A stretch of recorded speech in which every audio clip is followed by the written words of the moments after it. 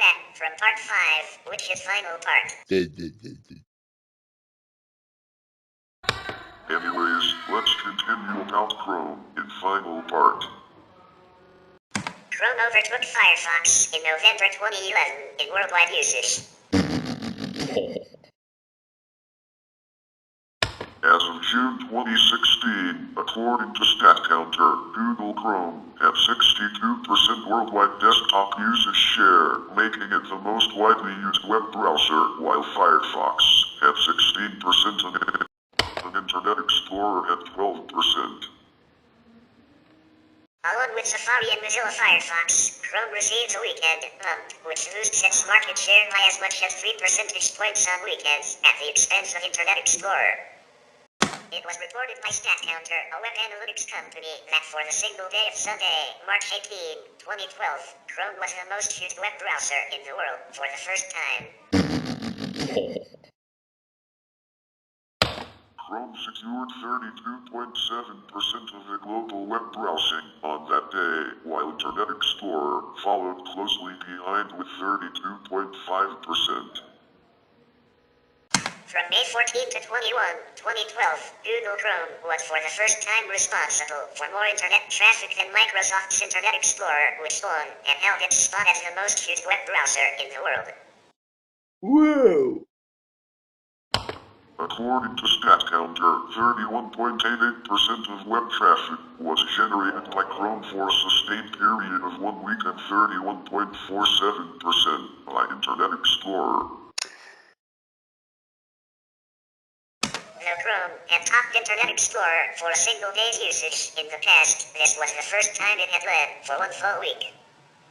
At the 2012 Google I/O Developers Conference, Google claimed that there were 10 million active users of Chrome, almost double the number in 2011, which was stated as 160 million active users.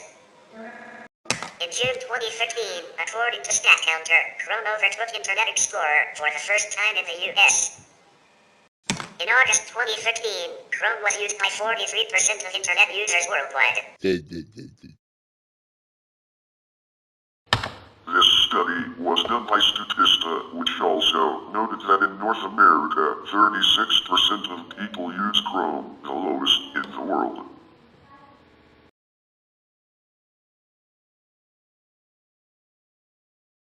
As of February 2018, Chrome is the most used browser in virtually all countries, with most exceptions in Africa. In December 2010, Google announced that to make it easier for businesses to use Chrome, they would provide an official Chrome MSI package. Whoa! For business use, it is helpful to have full-fledged MSI packages that can be customized via transform files, MST, but the MSI provided with Chrome is only a very limited MSI wrapper fitted around the normal installer, and many businesses find that this arrangement does not meet their needs. The normal, downloaded Chrome installer puts the browser in the user's local app data directory and provides invisible background updates, but the MSI package will allow installation at the system level, providing system administrators control over the update process. As it was formerly possible only when Chrome was installed using Google Pack. Google also created group policy objects to fine-tune the behavior of Chrome in the business environment, for example, by setting automatic updates at interval, disabling auto updates, and configuring a home page. Until version 24, the software is known not to be ready for enterprise deployments with roaming profiles or terminal server/Citrix environments. In September 2008, Google released a large portion of Chrome's source code as an open source project called Chromium.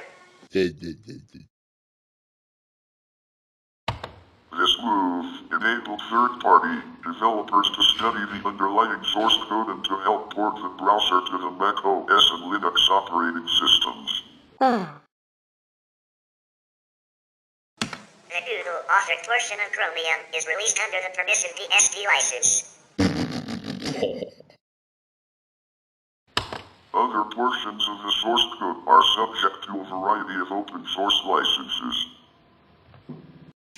Chromium is similar to Chrome, but lacks built-in automatic updates and a built-in Flash player, as well as Google branding and has a blue colored logo instead of the multicolored Google logo.